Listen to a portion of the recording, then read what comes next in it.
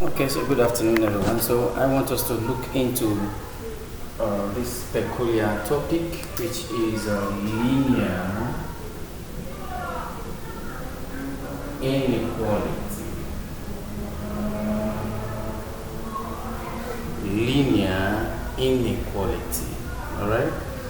There are so many angles to linear inequality, but I really want to measure now on absolute value.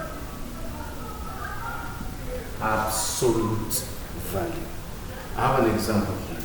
We have 2x minus 5. Absolute value is greater than 11. Alright, so 2x minus 5, absolute value is greater than 11. I want us to look into this. So when you have an absolute value question like this in inequality, it implies that you need to solve in two different places. And again, when you are giving greater than, it signifies the or. But when you are giving less than, it signifies and. Alright? So we'll look into them one by one. Okay, so what do you do when you are faced with this kind of question? Of course, I believe by now you should know that inequality, say for example, say x is greater than 2. Okay, this implies that the integers of x include all the numbers greater than 2 to infinity. So starting from 3, 4, 5, and etc. so on. Alright? But if it is x is greater than or equal to 2, then you should know that 2 should be included. Right? So we have 2, 3, alright, and 4, etc. So here we have 2 is excluded. Or here 2 is included. Okay.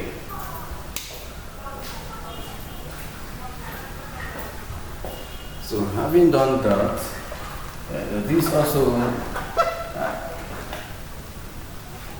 also can be demonstrated graphically. Say for example, x is greater than 2 if it is to be graphed. All right. If it is to be graphed, here is 0, here is 2, here is minus 2. All right. So you can start from here, and then they say that 2 is greater. Okay, so when it is greater, it moves to the right hand side. Alright, it moves to the right hand side. Your arrow points because moving forward are numbers greater than 2. Is that okay? So, but when you have x is, say for example, is less than or equal to 2, you have a different graph here, for example. So here you have minus 2, here you have 2. So this means that 2 is less than or equal to, so remember that less than or equal to includes the number. Is that correct? So when you graph from here, alright, you point, you say it's less than, so and here is inclusive, that means you shade this part. But here is left open to signify that 2 is not included, but by shading this means that 2 is included in the graphic. Okay, so having done that, let's look at the calculation properly. Let's look at the calculation properly. Alright, in this case we have 2x minus 5 absolute value which is greater than 11. So here, all you need to do is to solve in two places. Look at it, just follow me. So we have 2x minus 5 which is greater than 11, or 2x minus 5. I'm going to be changing this from greater than to less than, and I'm going to be changing the value of 11 to minus 11. Alright, so let's move on. I'm not sure you are. Oh, so sorry. It wasn't covering everything. So you see what happened there? So we change this value. Alright, so you have 2x minus 5 which is greater than 11. or 2x minus 5, which is greater than 11. So this is all because in the equation it is greater than.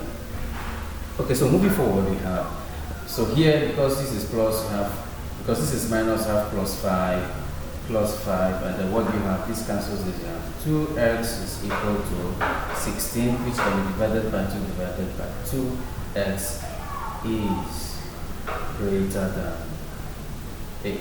Okay, so let's solve the same thing here. So you have minus 5 here, so you have plus 5, you have plus 5.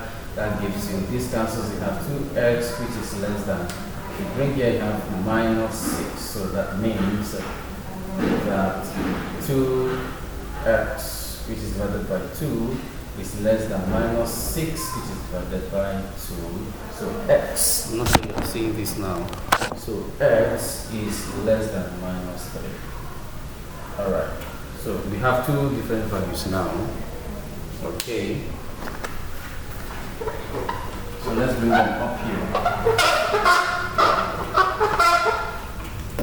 So the first is x. The first is x is greater than 8 or x is less than minus 3. So let's do the graphing and see what happens. So if here is 0, here is 5, here is 8, and then here is minus 5, and then here is minus 10, okay, or 8. Alright, so graphing, we have the first value says that x is greater, so we have greater than 8, so that means you start from here and you graph. Okay, so let's put our graph up there. So we have 10, okay, so let's make this 10, 15, 20. Alright, and then this becomes 10, alright, 15, minus 15, minus 20. Okay, the next value here, which is x, is less than minus 3. Numbers from here, less than minus 3. Minus 3 should be somewhere here. Alright, so it's less than, so it's going like this. Okay, did you see why it is or? So you can never have a range. So it is either here or here, or if it is less than, would have been and, that is where you can do a combination of the two inequalities and then you have a range. Thank you.